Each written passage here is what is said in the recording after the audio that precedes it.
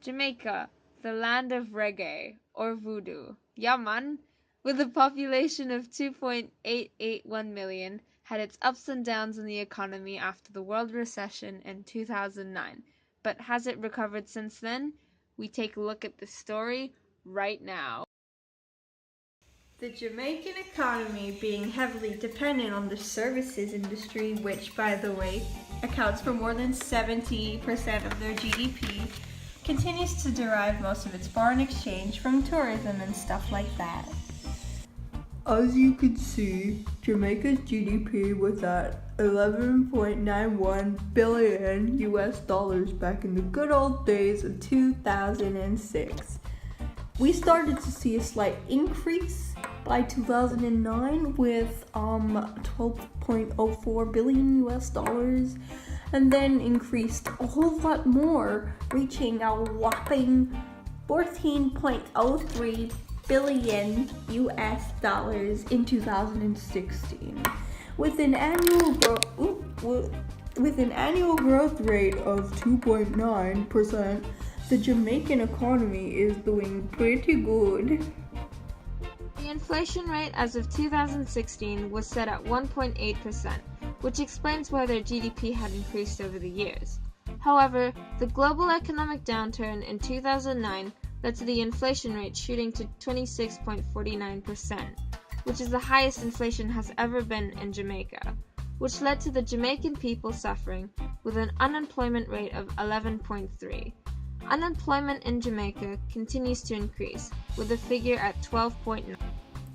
Unemployment in Jamaica remained relatively high and only continued to worsen throughout the years. Starting at 10.3% in 2006, unemployment rose by 1% in 2009 and peaked at 12.9% in 2016. Tax in Jamaica tends to be high because of the large population. The tax rate has always been at 25% throughout the years.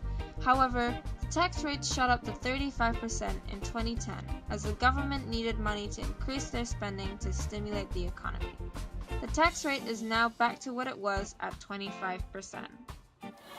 The Jamaican exchange rate has drastically fluctuated over the course of time. There was a massive appreciation in Jamaican dollar from 2006 till 2011, going from 65.85 to an impressive 129.54 Jamaican dollars. I know, right? Crazy. This is a good thing for consumers because it meant that they had more money to spend, but it also meant that goods and services became more expensive. Assuming demand was relatively elastic, appreciation would have contributed to lower aggregate demand, leading to lower inflation and also lower economic growth.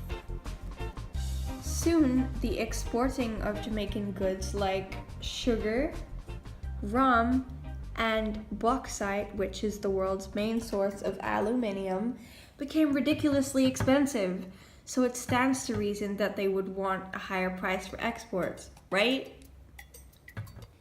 The Jamaican dollar depreciated a bit from 2011 to 2016, sinking to 124.40 Jamaican dollars, but this wasn't a big enough change to have a major impact on the economy.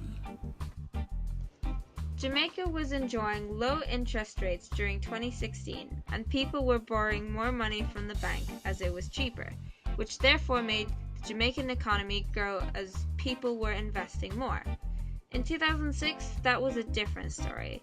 The interest rate was high at 12%, and not many people were borrowing money from the banks or investing as much, and economic growth was slow.